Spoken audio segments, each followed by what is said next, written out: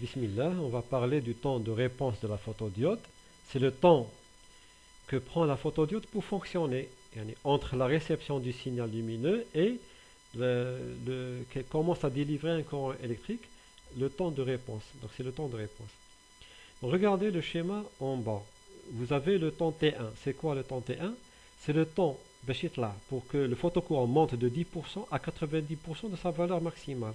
On appelle ça le temps de montée. Je l'ai écrit en vert. En bleu, donc j'ai écrit que le temps de diffusion, hein, c'est-à-dire la diffusion des porteurs minoritaires, mais les régions P ou N vers la zone de charge d'espace, donc le temps que ça prend, c'est 10 puissance moins 9, 10 puissance moins 8 secondes, c'est-à-dire 1 nanoseconde à 10 nanosecondes pour passer les régions P et N vers la zone de charge d'espace. Maintenant, les porteurs photogénérés, le transit, le passage par la zone de charge d'espace, il prend un temps plus court, de 10 puissance moins 11 à 10 puissance moins 10 secondes, c'est-à-dire 1 centième de nanoseconde à 1 dixième de nanoseconde. C'est très rapide. On sait que le TG, il est égal à W sur VD. W c'est quoi? C'est la largeur de la zone de charge d'espace. Et VD c'est la vitesse des porteurs dans la zone de charge d'espace. C'est logique, donc c'est normal.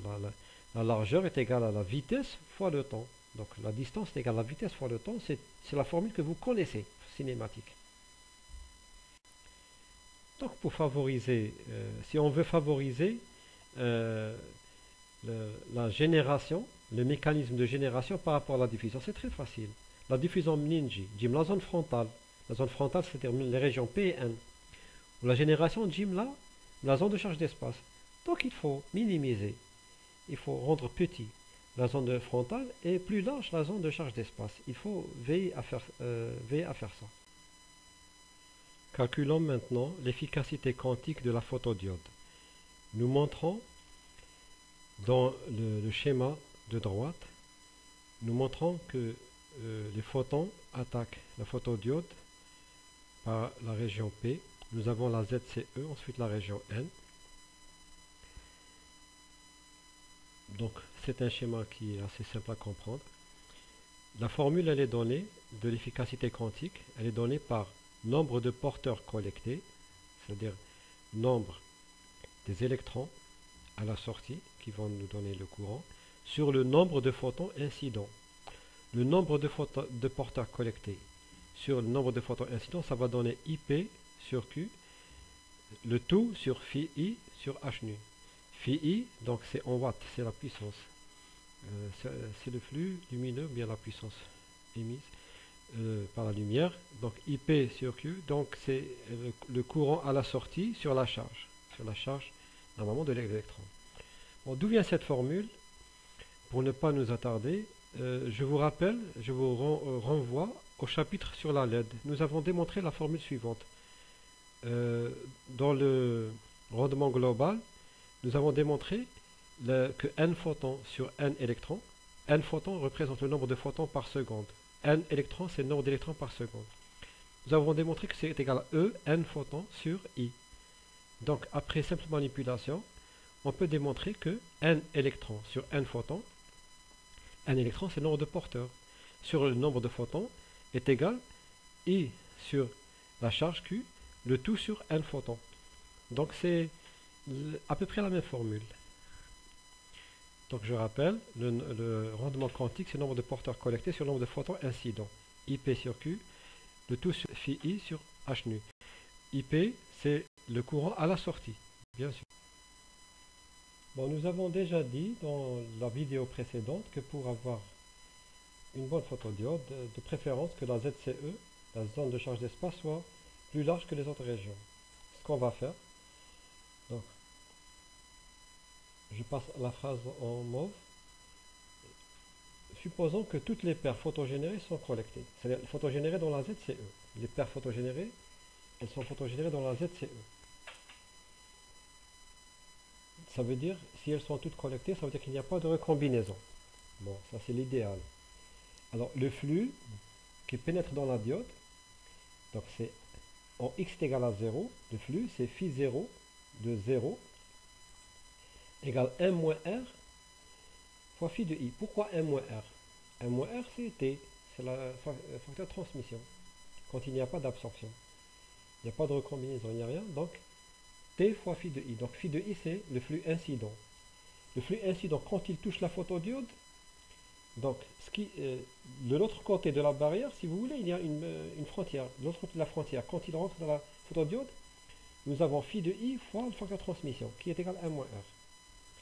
Maintenant, en prenant le cas de l'incidence normale, r est égal à n moins 1 au carré sur n plus 1 au carré. Dans le cas où, à la sortie de la photodiode, nous avons de l'air. Bien sûr, nous avons dit qu'elle n'était pas encapsulée, donc nous avons le vide ou bien l'air. Après une profondeur x, que devient le flux phi 0 de x, pas de 0. Donc, juste après la frontière qui sépare l'air de la photodiode, nous avons phi 0 de 0, en bleu. En haut, nous l'avons écrit. Maintenant, après une profondeur x, lorsque la lumière pénètre dans la photodiode après une profondeur x, que devient-elle? C'est la même formule qui est en bleu, mais on va multiplier par exponentielle moins alpha x. Alpha, ça va nous donner, si vous voulez, l'absorption, bien l'extinction, bien, d'accord? D'accord? Donc après une profondeur x, nous avons des pertes dues à l'absorption, bien à autre chose. D'accord? Donc exponentielle, mais en haut, dans la formule bleue, juste après, lorsque l'air touche la photodiode, donc l'air touche la photodiode dans une frontière, après cette frontière, on va supposer qu'il n'y a pas d'absorption, donc 1 moins r. Donc je répète, phi 0 de 0 en haut, c'est 1 moins r phi de i, il n'y a pas d'absorption à la frontière. Ensuite, après une profondeur x, donc c'est la même formule, mais on va multiplier par exponentielle moins alpha x. R, c'est n moins 1 carré sur n plus 1 carré.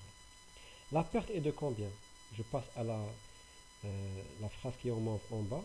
Donc la perte est phi de a de x égale phi 0 de 0 moins phi de 0 de x, parce que la puissance, le flux lumineux, au début, il est plus grand qu'après une certaine profondeur. Donc phi 0 de 0 moins phi 0 de x. Quand on remplace, on trouve phi de a de x est égal à phi de i, 1 moins r, 1 moins exponentielle alpha, moins alpha x. Donc si on néglige la largeur de la région P, parce que la lumière rentre par la région P, si on néglige la largeur par rapport à la ZCE, on va pouvoir dire que x approché de W. W, c'est la largeur de la ZCE. W, c'est la largeur de la ZCE. Alors, à ce moment-là, on reprend la même formule, phi de a de W, donc pas de x, donc phi de a de W, est égal à 1 moins r, 1 moins exponentielle, moins alpha W. Normalement, on aurait dû tenir compte de la largeur de P. Normalement, phi de A, après avoir traversé la lumière ne peut pas traverser la zone de charge d'espace sans avoir traversé la région P. Donc normalement, on met la largeur de la région P plus la largeur de la ZCE. Mais on a négligé la largeur de la région P. Donc avant de continuer, je vous rappelle que on a vu dans le cours de la lettre que I est égal à Q fois NE. Q, c'est la charge d'électrons, NE, c'est le nombre d'électrons par seconde. Le nombre d'électrons, on peut le relier au nombre de photons, parce que ici, nous avons des conversions de la lumière en électricité et vice-versa. Donc, le nombre de photons qui est perdu, il est perdu comment? C'est les électrons qui les absorbent. Et nous avons ces électrons, quand ils absorbent les photons, nous donnent un courant électrique, par exemple. Et vice-versa, lorsque les électrons tombent de la bande de conduction, donc nous perdons du courant électrique pour avoir des photons. Alors, donc il y a une liaison entre les deux. Donc, maintenant, le courant à la sortie. Donc, les photons sont entrés dans la photodiode. Ils vont donner de l'autre côté un courant. Et le courant, il vient d'où? Le courant, ce sont les photons qui ont été perdus. Je vous rappelle, à l'entrée de la photodiode, nous avons phi 0 de 0. À la sortie, nous avons phi 0 de x. On a pris x égale w. Donc phi 0 de w. Donc phi 0 de 0, c'est le nombre de photons à la rentrée. Et phi 0 de w, c'est le nombre de photons à la sortie. Nous, on prend ni l'un ni l'autre. On prend la différence. Pourquoi la différence? Parce que la différence, elle va se convertir en électrons, en électricité. Donc, les photons que nous avons perdus pourquoi? Parce qu'il y a des électrons qui les ont absorbés et vont nous donner un courant électrique. Donc nous allons prendre phi A et non pas phi 0 de W ni phi 0 de 0. On va prendre phi A de W. Phi A de W, donc, et on va l'injecter dans la formule. Donc IP, donc le courant est égal à Q fois nombre d'électrons après une distance W. Donc le nombre d'électrons après une distance W, c'est quoi? C'est le nombre, c'est phi de A de W, c'est la perte, c'est le flux qui a été perdu sur H mu. Donc c'est parce que le flux qui a été perdu, c'est le flux des photons. Le flux est égal au nombre de photons perdus fois l'énergie H mu. Donc le nombre de photons perdus, c'est quoi? C'est le flux de photons perdus sur H mu. Le flux de photons perdus euh, sur H mu, il va nous donner le nombre de photons perdus, donc il va nous donner le nombre d'électrons gagnés qui vont nous donner le courant électrique. Donc c'est ça. C'est Q fois phi A sur H mu. Je vous demande de reprendre dans la vidéo, de reprendre cette explication plusieurs fois et de prendre des notes et réfléchir avant de venir poser des questions dans la visioconférence. Donc c'est facile, mais c'est un petit peu, comment vous dire, euh, il y a le détail qui risque de vous faire perdre le fil. Donc phi de A, on l'a calculé. C'est phi de I, facteur de 1 moins R, fois 1 moins exponentielle moins alpha W. On l'a vu dans la diapositive précédente. Il suffit maintenant de faire une petite manipulation. Donc, le rendement, on l'a vu avant, la formule c'est IP sur Q, de tout sur phi I sur H mu. Et ça vous donne directement 1 moins R, qui est le facteur de transmission, fois 1 moins exponentielle, moins alpha W. Enfin, laissez-nous définir quelque chose qui s'appelle la réponse spectrale, S lambda, de la photodiode. Donc, S lambda, on peut la définir par rapport au rendement quantique. Le rendement quantique, hein, d'accord, de la photodiode, il est égal à S lambda, c'est la réponse spectrale, fois Hc. Hc, c'est la vitesse de la lumière, Hc, c'est la constante de Planck, sur lambda. Donc ça, si on travaille avec les unités internationales, on utilise S lambda fois Hc sur lambda. Si on utilise lambda, on utilise en micromètres. Alors à ce moment-là, on met S lambda fois 1,24 sur lambda. Lambda en micromètres.